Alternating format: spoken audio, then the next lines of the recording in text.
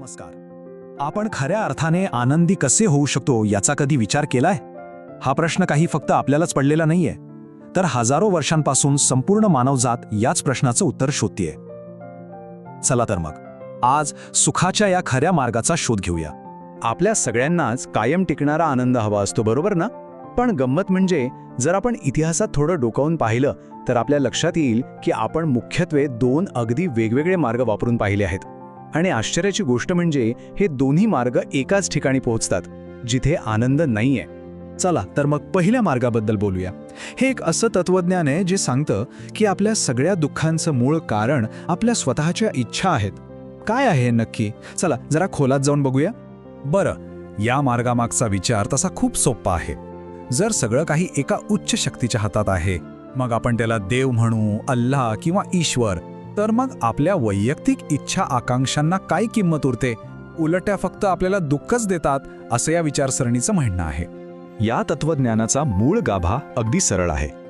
जर आपल्याला काही हवंच नसेल तर मग निराश होण्याचा प्रश्नच येत नाही. म्हणजेच काय? तर खरा आनंद या जगात, या जन्मात मिळणं शक्यच नाही. तो तर मृत्यूनंतरच्या स्वर्गात किंवा जन्नतमध्येच मिळेल अशी ही कल्पना आहे. आता येऊया दुसऱ्या मार्गाकडे, जो पहिल्याच्या अगदी विरुद्ध आहे. हा असा दृष्टिकोन आहे ज्याने आजच्या आधुनिक जगावर पूर्णपणे ताबा मिळवला आहे. इच्छांना संपवण्याऐवजी हा मार्ग आपल्याला सांगतो की अरे, इच्छांना दाबून का टाकता? उलट तुमची प्रत्येक इच्छा पूर्ण करा. आणि कशी पूर्ण करायची? तर तंत्रज्ञान आणि वस्तूंच्या वापराद्वारे जे हवं ते मिळवा आणि आनंदी व्हा. याचं ना एक अगदी साधं उदाहरण घेऊया. आपल्याला कुठेतरी लवकर पोचायचं आहे. मग आपण काय केलं? आपण विमान बनवलं. आता विमानात बसल्यावर वाटलं की काहीतरी गरम खाऊया. मग विमानात हीटर आला. म्हणजे बघा, एक इच्छा निर्माण होते आणि ती पूर्ण करण्यासाठी लगेच तंत्रज्ञान हजर होतं. आणि हेच तर आपल्या आधुनिक अर्थव्यवस्थेचं इंजिन आहे, नाही का? आपण जितका जास्त उपभोग घेतो, जितकी जास्त खरेदी करतो, तितका देशाचा GDP वाढतो. आणि असं मानलं जातं की जितका जास्त उपभोग तितके आपण जास्त आनंदी होऊ. आता ऐकायला तर ही दोन्ही तत्वज्ञानं खूप आकर्षक वाटतात.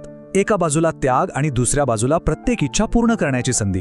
पण जेव्हा आपण यांचा आपल्या रोजच्या आयुष्यावर, आपल्या कुटुंबावर होणारा परिणाम बघतो, तेव्हा खरं चित्र समोर यायला लागतं. विचार करण्यासारखी गोष्ट आहे. या दोन्ही अयशस्वी मॉडेलची सर्वात मोठी किंमत कोण मोजतं? अनेकदा ही किंमत चुकवावी लागते ती घरातल्या सगळ्यात लहान आणि निरागस सदस्यांना, म्हणजेच आपल्या मुलांना. आणि इथे भौतिकवादाचं अपयश अगदी स्पष्टपणे दिसतं. पैसा आणि वस्तूंच्या मागे सतत धावताना घरात जे वाद होतात, जे संघर्ष होतात, त्यामुळे मुलांचं बालपण, त्यांचा आनंद कुठेतरी हरवून जातो.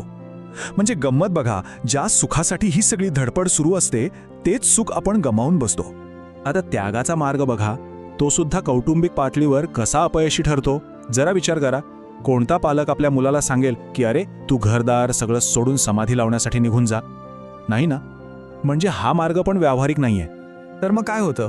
एक मार्ग आपल्याला निराशेच्या खाईत ढकलतो आणि तो समाजासाठी अव्यवहार्य आहे. आणि दुसरा मार्ग, तो पर्यावरणासाठी विनाशकारी आहे आणि आपल्याला कधीही न संपणारं समाधान देत नाही. मग जायचं तरी कुठे? आणि हे किती गंभीर आहे माहीत आहे? तंत्रज्ञानच्या मते जगातल्या प्रत्येक व्यक्तीने जर श्रीमंत देशांसारखा उपभोग घ्यायला सुरुवात केली तर आपल्याला एक नाही, दोन नाही, तर तब्बल 4 पृथ्वी लागतील. आणि आपल्याकडे आहे फक्त एक. मग आता प्रश्न असा आहे की जर इच्छा दाबून टाकणं आणि प्रत्येक इच्छा पूर्ण करणं हे दोन्ही मार्ग बंद गल्लीसारखे असतील, तर मग ह्यातून बाहेर पडण्यासाठी काही तिसरा मार्ग आहे का? हो, नक्कीच आहे. एक तिसरा मार्ग सुचवला गेला आहे, जो कमी किंवा जास्त याच्या पलीकडे जाऊन विचार करतो. तो इच्छांना शत्रू किंवा मित्र मानत नाही, तर तो त्यांना समजून घेण्याचा प्रयत्न करतो. आणि इथेच खरा बदल आहे. लक्ष इच्छेवर खर्च करण्याऐवजी, म्हणजे तिला दाबून टाकण्याऐवजी किंवा पूर्ण करण्याऐवजी तिला समजून घेण्यावर केंद्रित केलं जातं. याचा अर्थ स्वतःला विचारणं की ही इच्छा येतंय कुठून? ही खरंच माझी गरज आहे की फक्त एक मोह? आणि ही पूर्ण केल्याने माझ्यावर, माझ्या कुटुंबावर, समाजावर आणि निसर्गावर काय परिणाम होईल? जेव्हा आपण हा विचार करायला लागतो, तेव्हा आपण एक जबाबदार नागरिक बनतो आणि आपली कुटुंब अधिक मजबूत होतात. आणि हा विचार आपल्याला एका खूप महत्त्वाच्या प्रश्नावर आणून सोडतो. कदाचित सुखाचा खरा मार्ग हवं ते मिळवण्यात किंवा काहीच नको असण्यात नाहीये.